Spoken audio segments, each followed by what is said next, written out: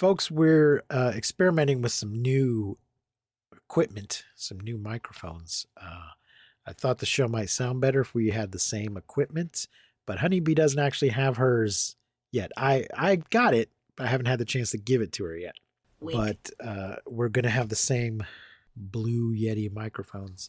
So Ooh. we wanted to thank our friend of the show, David Carson, Thank for you, donating David. one of the microphones. And Thank you so much. thank the unknown stranger who pawned their microphone. Thank you, unknown stranger. When I was discussing with my friends that I was going to try and get some new mics so that we'd have the same kind of mic, David said, I've got one that I don't use anymore. You can have it. So I thanked him and I went over to his house to pick it up. And my brother had mentioned you could get a lot of podcasting mics on a Goodwill website.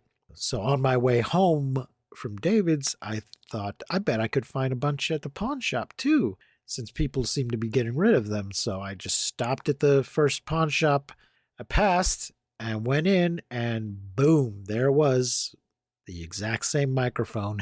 That is amazing. Did you tell David that happened? Or I did. I told everybody. So they had two of them, and they had two different Yeti, Blue brand Yeti microphones, but one of them looked exactly the same as the one I had just got. So once we both have them, that should, I hope, improve or at least change the sound quality of the show. We'll see how it works out. We're going to be experimenting with them for a little while. So let us know how it sounds. Please let us know. 1, 2, 3, 4.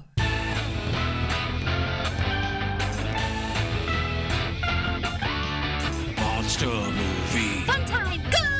Monster movie. Fun time, go. Monster Movie. fun time. Go! Monster movie. Fun time, go. With Precious D and Honeybee. Fun time, go! Honeybee giant rabbits. Bunny. Oh, wow. I wasn't sure when I saw this movie on our list. I wasn't sure if we were going to watch it or not. And so I pre-watched it and I was like, yes, we're going to. I was like, I wanted to know how big the giant rabbits were and were they big enough to count as kaiju? And I decided, sure, why not? You decided absolutely they are. Welcome to the show, everybody. I'm Precious D. Welcome. I'm Honeybee. We are a couple of best friends who like to sit around talking about giant monster movies. We've been making our way through the history of kaiju films, starting with King Kong from 1933 and working our way through chronologically. And we are now up to 1972. The long sigh says it all. This movie we are discussing is Night of the Lepus. For those of you who don't know, Lepus is the Latin name for rabbits. This film is also known as Rabbits and is based on the 1964 science fiction novel The Year of the Angry Rabbit. But Yowza. that novel is an Australian book by Russell Braden, in which mutant rabbits, run amok in Australia while the Prime Minister uses a new superweapon to dominate the planet. And that book is a satire, a commentary, a humorous book. And for some reason, somebody decided to just take the giant rabbit part of that book and treat it seriously and do a really shitty job of making a movie out of that idea, but without any of the humor or satire or social commentary or geopolitical analysis of the original novel. Oh, man. It stars Stuart Whitman as Roy Bennett, Janet Leigh, yes, Janet Leigh, star of Psycho, mother of... Norman. No. Mother of Jamie Lee Curtis. Jamie Lee Curtis. Yes. daughter of Janet Leigh and Tony Curtis. You may have heard of her. Nice. Her name may have come up on Sorry. this show before. Once or twice. Rory Calhoun as Cole Hillman. Janet Leigh was Jerry Bennett. Did I say? Rory Calhoun as Cole Hillman. DeForest fucking Kelly as Elgin Clark. Honeybee, tell me you know who DeForest Kelly is. I don't. Yes, you do. I do? He was Dr. McCoy on Star Trek. Oh my God, you're killing me. You are killing me. The original Star Trek. And the five movies that came after. Oh my God. I've only seen Star Trek in passing. So you didn't recognize him at all? Nope. Paul Fix as Sheriff Cody. I said that weird, as if there was a different. You did. Cody. As if, You as if put there the wrong, was- like an emphasis, yeah. to distinguish him from Professor Cody, who I just mentioned. Yes, of course. No. Paul, so here's an interesting bit of trivia. DeForest Kelly and Paul Fix both played the chief medical officer on Star Trek. They played different characters. Paul Fix was in the second pilot. He played Dr. Mark Piper in the second pilot. I'm not going to go into the whole thing about why there were two pilots, but when it got picked up, for whatever reason, they didn't bring Paul Fix along, and they brought in Dr. McCoy, played by DeForest Kelly. Well, there you have it. Both of those things had already happened by the time this movie came out. So I don't know if there's any moment on set where they were like, hey, we were both in Star Trek. I don't know. I bet there was. Be curious. There had to be. Be curious to know. Yeah, I would hope so.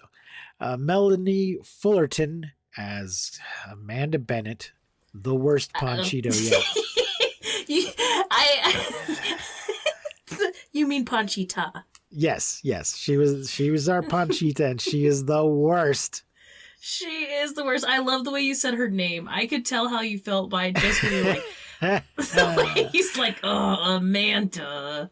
It's all her fault. It's all Amanda's fault. God damn it. All of Chris it. Morrow. Every bit of it. Chris Morrill as Jackie Hillman, Chuck Hayward as Judd, Henry Willis as Frank, Francesca Jarvis as Mildred, William Elliott as Dr. Leopold, Robert Hardy as Professor Dirksen, Richard Jacom as Deputy Jason. It's not just the Japanese names that can trip you up, folks. Evans Thornton as Major White, Robert Gooden as Leslie, Don Starr as Cutler, and David McCullum as police officer. Wikipedia tells us that Isaac Stanford Jolly makes an appearance as a dispatcher, while Jerry Dunphy has a cameo as a television newscaster. So I don't know if they were like uncredited, and I don't know why we care about those people. I did not recognize their names, but Wikipedia thinks we should care. Thank you, Wikipedia. So this movie is generally regarded as very bad, poorly done. Yeah. The biggest problem. I can see that. The biggest problem being trying to make rabbits seem scary. Yeah, that period, the end. Like that in itself just kind of makes the whole movie like.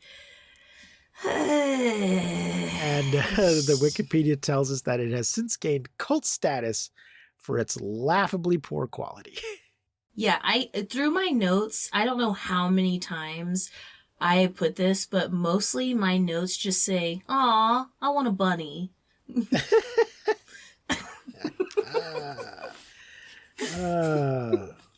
I don't know. Did I even take notes on this one? I'm not sure if I did. I think if I did, it was mostly just fucking Amanda.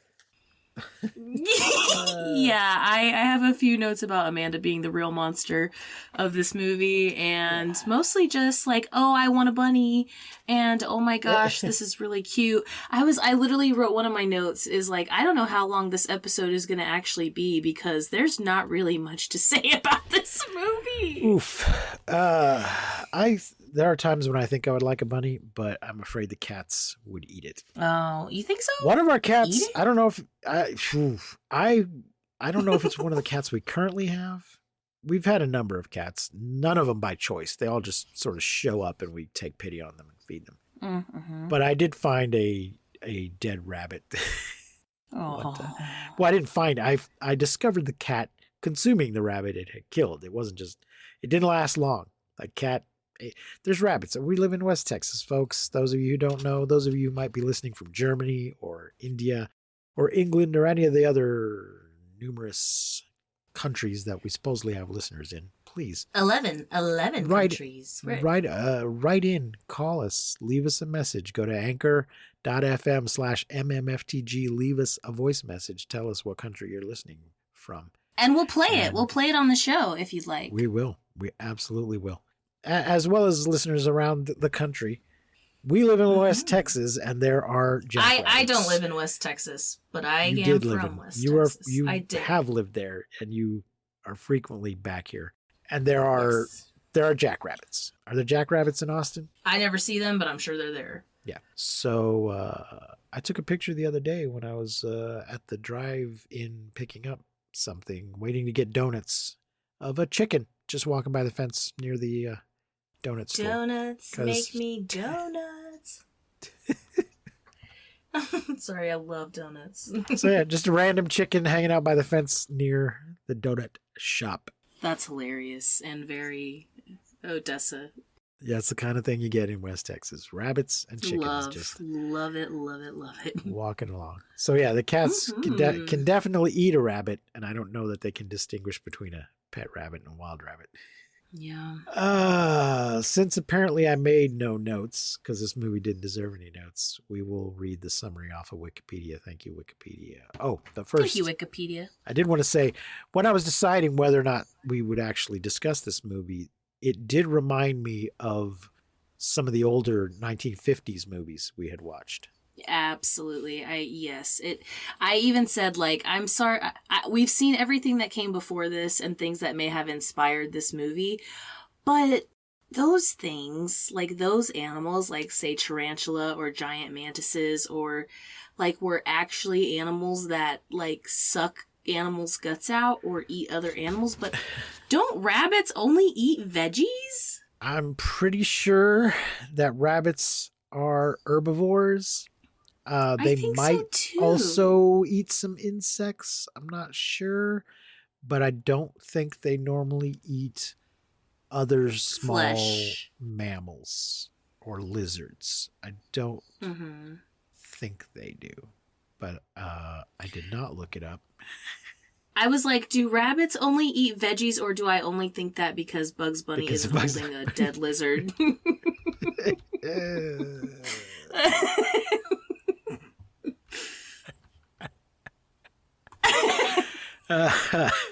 Yeah, you don't ever see him just chowing down on a steak. Rabbits, also known as bunnies or bunny rabbits. Small mammals in the family Lepidorae. Which also contain the hairs. They are an invasive species. They've fucked up. Well, that's the novel was originally about Australia, and they are not native to Australia. Humans took them there, and it caused a big problem. They pushed out some of the local wildlife, and they're a huge. So they can be a problem in America, like they are in this movie, but they are a huge problem in Australia. Yeah, this looked like stock footage. Some of it probably was. Where I'm looking at the Wikipedia page for rabbits. Oh, man. Where's the part that just tells me what the hell they eat? Here we go. Oh, tell me. Okay, yes. Rabbits are herbivores that feed by grazing on grass and other leafy plants. So I don't think that even if they mutated and got really big, they'd start attacking. Right, that's what I was thinking. I was like, what? Cows. Wouldn't they just like eat bigger bushes? Yeah. They would strip the land clean faster, but they wouldn't necessarily, unless it's just a harmless little bunny. Would a rabbit? I mean, are they actually eating the things they're attacking, or are they attacking because the serum has driven them mad? Who knows? I don't know. This Hormones. Think through any of that shit. It's all the thing is, a rabbit might bite you if it was upset or angry or ill or rabid or something. For sure. Oh my gosh! But when it shows the rabbit and his little teeth, and he's like, "Ugh, so cute." Loved it. Also, can we talk about the sideburns, baby, in this movie? We are for sure in a 72. We got long ones. We got short ones. We got wrap around your face ones. Like, every person in this movie has sideburns, and I love it. I am here for it. Including Amanda. It was quite distressing. Oh. Amanda, no, I don't did, trim your sideburns. Somebody shaved that baby. I did want to mention that this movie, as we said, was kind of a throwback to some 50s stuff, but there were a lot of movies like this in the 70s of not necessarily giant animals or insects like in the 50s, but where sort of nature striking back movies where swarms of things. They might be insects. They might be just animals in general running amok, that kind of thing. I've just seen a lot of movies a lot of movies in the 70s because I was alive during that time. I've seen a lot of movies that have that sort of theme of we've done something to the environment, and so therefore Earth is striking back. So I think this is part of that whole wave of shit. I'm thinking of movies like Food of the Gods or Day of the Animals, I think might be one. I think there's something called Swarm, something called Bees or Ants, or just a bunch of crazy nonsense like that. And they're all similarly sort of have a TV movie quality to them, even though they were released in theaters, and are all kind of shitty. So let's get into the plot of this piece of crap. Rancher Cole Hillman seeks the help of college president Elgin Clark to combat thousands of rabbits that have invaded the area after their natural predators, coyotes, were killed off. So again, this is our fault. We've thrown the ecosystem out of whack by getting rid of the coyotes because the coyotes eat the rabbits. Elgin asks for the assistance of researchers Roy and Jerry Bennett because they respect Cole's wish to avoid using cyanide to poison the rabbits. Which, okay, is Roy's hair and eyebrows real? I think so. I was like, I can't, like, at some points I'm like, oh no, it's real. And then at some points I'm like, that is a fucking wig. Like, I could not tell. I couldn't tell. Now, it has been several weeks since I watched this movie. I did not watch it a second time to refresh my memory, so I'm not sure. Okay. I didn't notice it at the time, so I think that's probably real. Okay. But it's possible the actor's bald and they put a wig on him. I don't know. Maybe. Roy proposes using hormones to disrupt the rabbit's breeding cycle. They do mention, though, that these scientists, that this is not their area. Don't they study insects or something? Yeah, they're like, that's not really our area. And like, oh, come on, you know science shit. I bet you could help. It's like, all right, I'll give it a crack. Why not? Don't misuse science. Yes. Roy proposes using hormones to disrupt the rabbit's breeding cycle and takes some rabbits for experimentation. So they're not going to kill them. They're just going to keep them from breeding so quickly.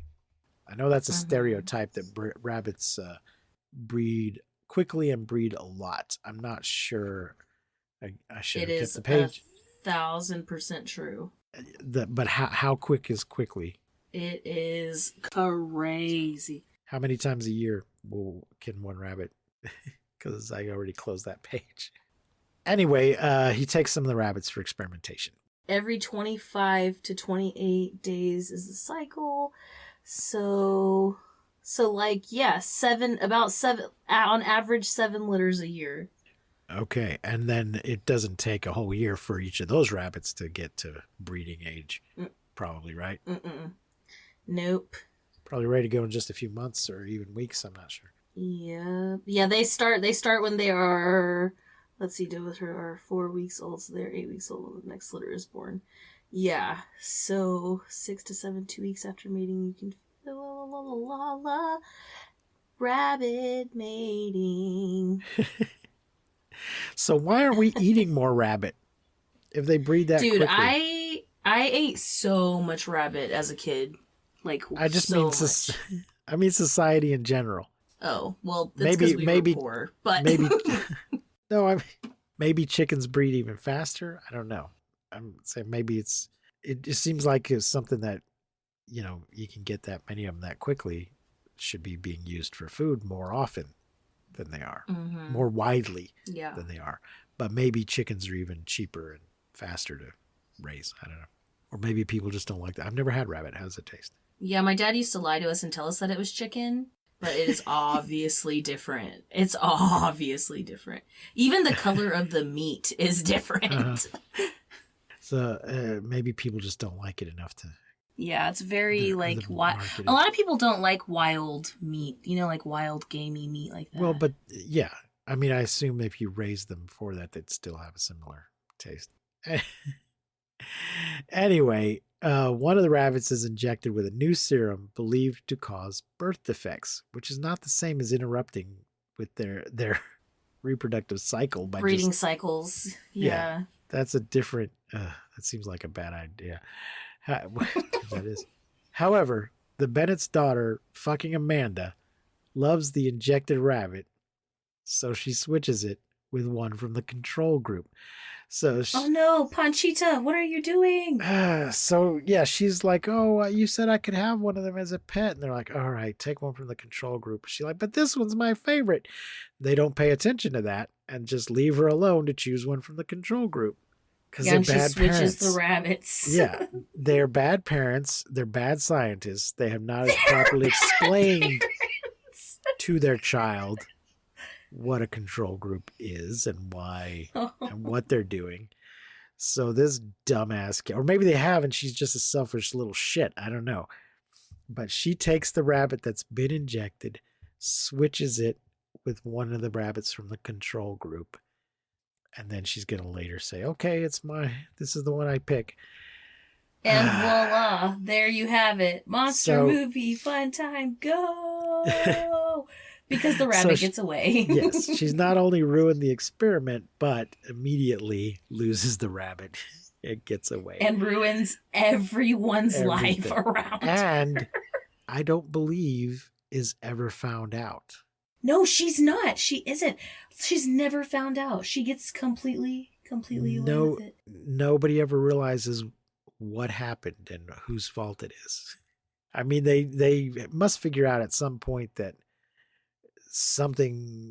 one of our rabbits somehow got loose or something we did caused this, but they don't realize that the daughter specifically is responsible. So yeah, she's playing with this other kid who's a little older and offers to let her ride his horse or some shit. And this kid is an asshole also, can I just say? Yeah, he's a jerk, yeah. And I don't even remember which one he was. But yeah, her rabbit gets away and immediately goes off and starts breeding with the other rabbits. And apparently the hormone they gave it. So here's another reason why they're bad scientists. They're like, this hormone, I believe this serum, this vague serum with hormones is going to cause birth defects and therefore they won't survive and this will stop. But no, it causes them to grow ridiculously large. And so their estimate of what the results of their serum are going to be is just terribly, terribly off. So off. Unless you just consider gigantism to be a birth defect.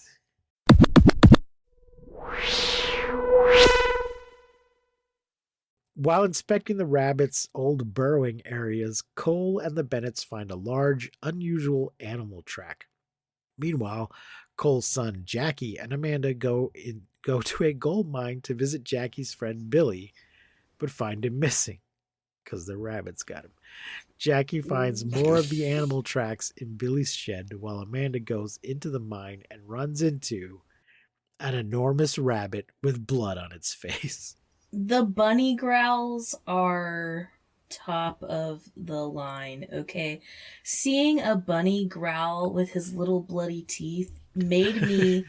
It's something I didn't even know I needed, but it made me the happiest I have ever been. It was so amazing. I want a bunny so bad after this movie. I think I'm a little sad that that's the happiest you've ever been, but I'm glad you enjoyed it. the movie. It was. And that- I was just like, oh my! And it's like growling like this. The growl is great, like for a monster movie. Like the growl is good, but then it's just bunny face, and he's just like, Yeah. heh heh, with his like little buck teeth. Oh god, so funny. And then when they get Amanda back, and they're like having this moment where she's like, oh no, like whatever. And they're asking the little boy questions like what, and then they're like, well, Amanda can't lie because she's too sensible. And I'm like, Is she sensible? Is she? Is that what we're calling it? I don't know. Because I don't think she might be. Yeah. But then the bunny destroys a truck of veggies, and I laughed my fucking ass off. It's just a truck full of vegetables. At this point, I think we should point out that the special effects in this movie are not stop motion or models. They're not very special. They're just extreme close-ups of rabbits and rabbits in slow motion to make them seem larger and to make them seem slower because they're so big, they're moving slowly.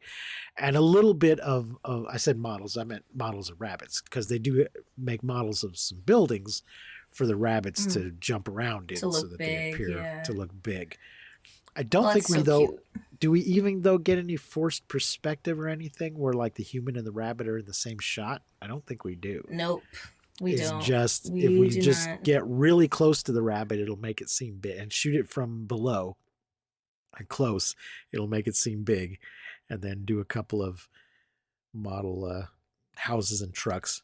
You know what else we didn't get in this movie that was really like missing and weird? What's music. There wasn't music. I'm very little music. Even when the rabbits are like attacking people and like flesh eating, like there's like it's not even music. It's like a sound effect that they play. Right. And then like, but while the people are like walking from place to place or transitioning from scene to scene, like there's no music. And I've made that note several times. Like, where the fuck is the music? Like, why isn't there music in this part? Why do I only hear wind noises right here? Insert some music. It's just like super weird. And I feel like because of that, it made the movie drag. Well, it felt like the movie was just dragging because there would like be points where like it'd just be a person like walking, and that person would just be walking and it'd be dead silent. And I'm like, what is happening? It does mention music by Jimmy Haskell, but I guess there wasn't a lot of it. Jimmy, what the hell, man? He was an American composer and arranger for motion pictures and a wide variety of popular artists, including Elvis Presley, Neil Diamond, Crosby, Stills and Nash, Steely Dan, Billy Joel, and the Everly Brothers. His career spanned over 6 decades, and this was a low point in that career. Maybe they only paid him for like 5 minutes worth of music. Maybe because there's none of it. Like I just couldn't find it. And then the very end, like at the very end when the credits are playing, it's like the coolest song ever. And I'm like, where the fuck were you that whole movie?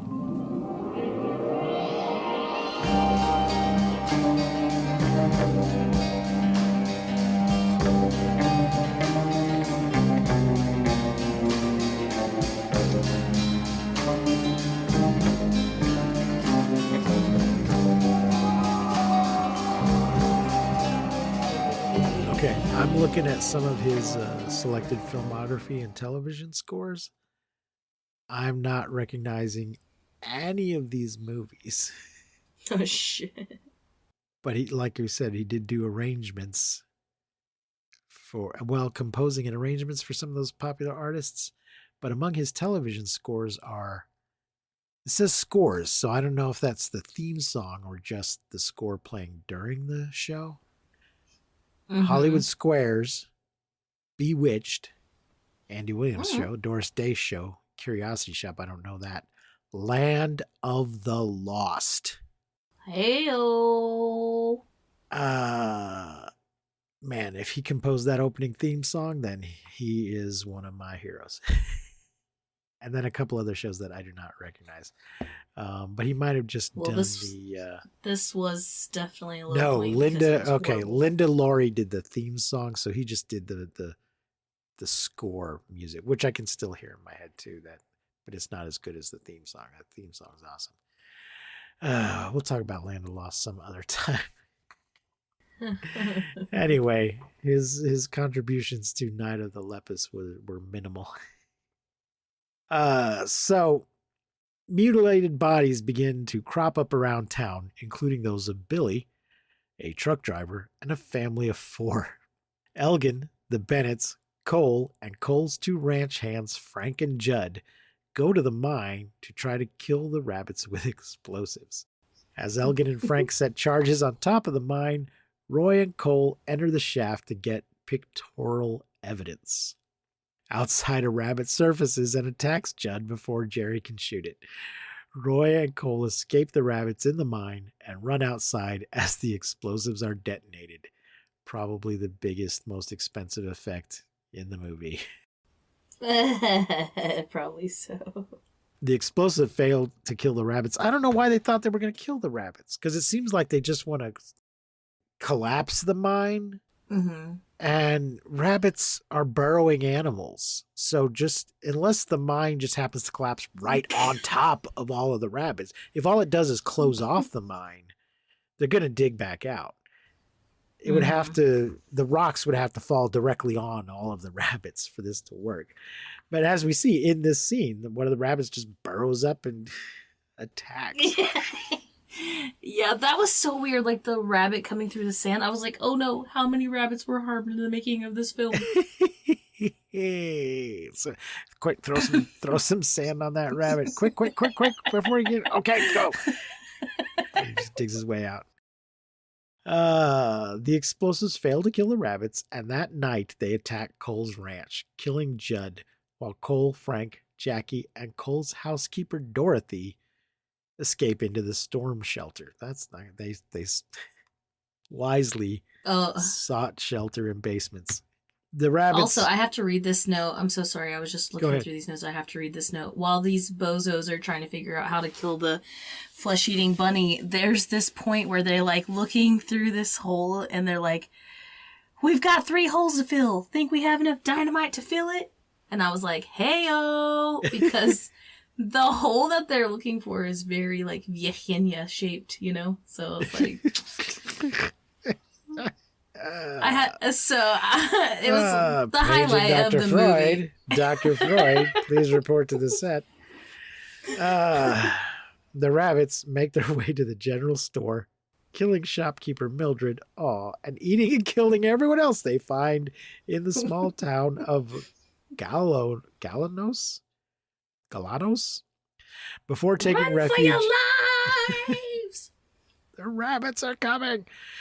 Before taking refuge in the buildings for the day. In the morning, Jerry and Amanda leave to avoid the coming press. So and all responsibility. Yes. The reporters are coming. Cheese it. But get stuck along a sandy stretch of road. Yeah, let's get out of here before we have to explain anything to anybody. Roy and Elgin update Sheriff Cody on the situation, and after realizing the rabbits have escaped the mine, of course they have, call in the National Guard. So this is the kind of thing we've certainly seen before, except on a much lower budget of the, National Guard rolling out to try to shoot the monsters. Yep, the government with the pew-pew. Yep. As night falls, the rabbits leave Galanos to continue their rampage, making their way to the main town of Ajo? Spelled A-J-O. And eating and killing everyone in their path. This is a town in Pima County, Arizona. Is this all taking place in Arizona? Okay. Is that what's happening? I guess.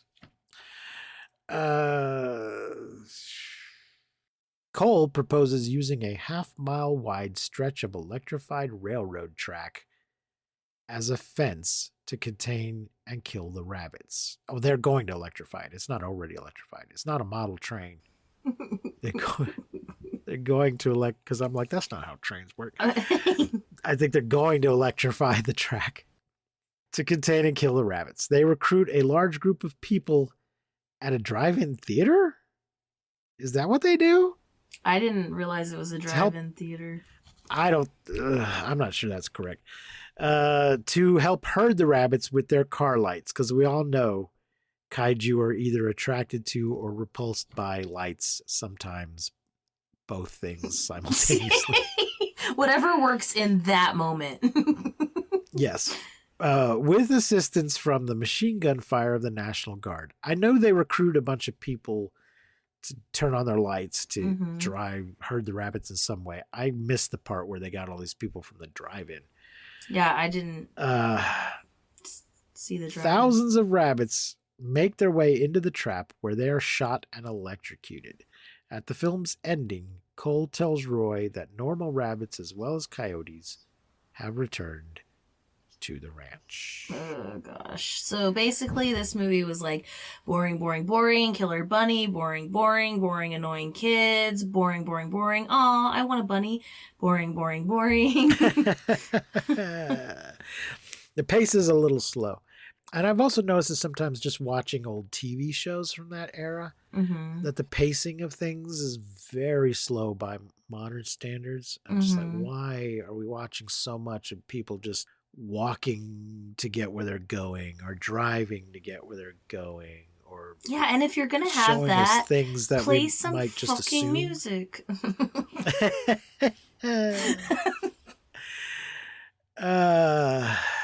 This movie was, did I say directed by William F. Claxton.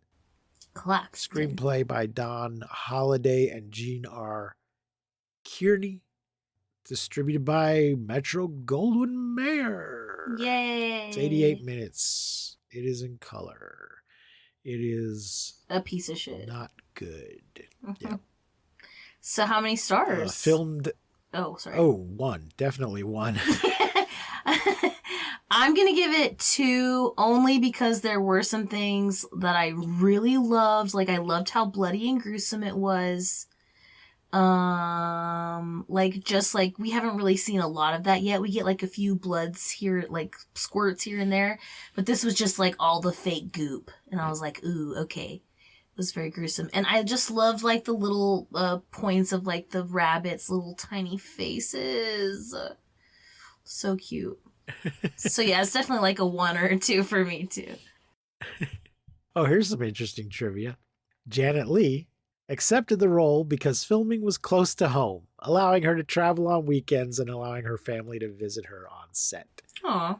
Though she felt the script read well, she declined to allow her 2 children, one of whom is, what's her name?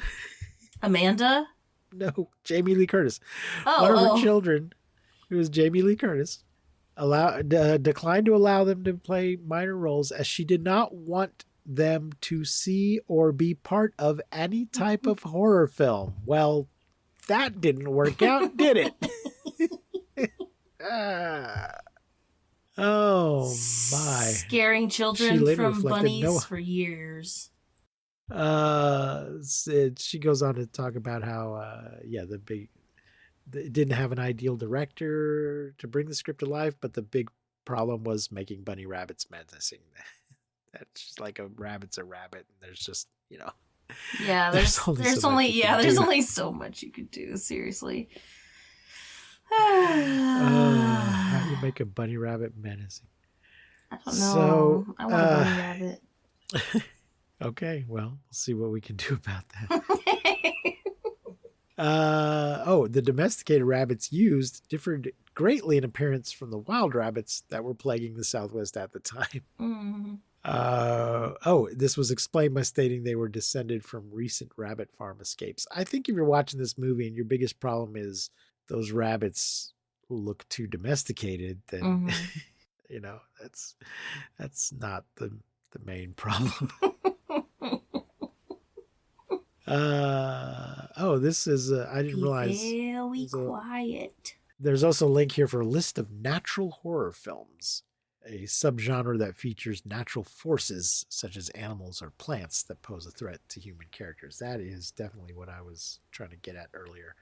I would have called them nature horror films rather than natural horror films, but there you go. There you have it. So yeah, things like spiders, birds, piranhas, sharks, ants, honeybees. Eee. Yeah, a whole bunch of these are from the 70s. That's it. Bats, bears, canines, dolphins, elves, orca. Anyway, all right. So we agree this is only about a 1-star movie. Yeah, for sure. This movie, should you care to watch it? I mean, I think it's worth a laugh. I think it's worth the watch too. Like, it's hilarious. But it's so It's boring. on Plex. Maybe just watch some snippets of it. Just fast forward. yeah, yeah. Or if you Fast can find forward to like the if you can find like a YouTube short where it's like all the best rabbit scenes from do that instead. Anyway, it's on Plex. If you care to watch it, it is free, I think, with commercials on Plex. Nice. So there you go. Next week, we will be watching and discussing Daigoro versus Goliath, which is I guess kind of I didn't know about it. It wasn't on our list. I just happened to stumble across a reference to it while looking up another movie. It's a Japanese movie. It's kaiju. It's Toho. But it was not one I was previously familiar with. It is a little obscure, and you might have to find it archived somewhere by some organization on the internet. I think that's where I found it. Nice. But that will be next week's movie. Until then, I have been Precious D. And I have been Honey Bee. Remember to keep calm and seek shelter in basements. And please don't misuse science. And hold on to that rabbit. Right? We will not see you, but you will hear us next time on Monster Movie Fun Time Go. Ow! You've been listening to Monster Movie Fun Time Go. If you enjoyed the show, please rate and review us on your podcasting platform of choice. Our theme song is by the Texacato Folk Rock Punk featuring Lita Lopez. You can support the show, find links to our social media, and even leave us a voice message at anchor.fm/MMFTG.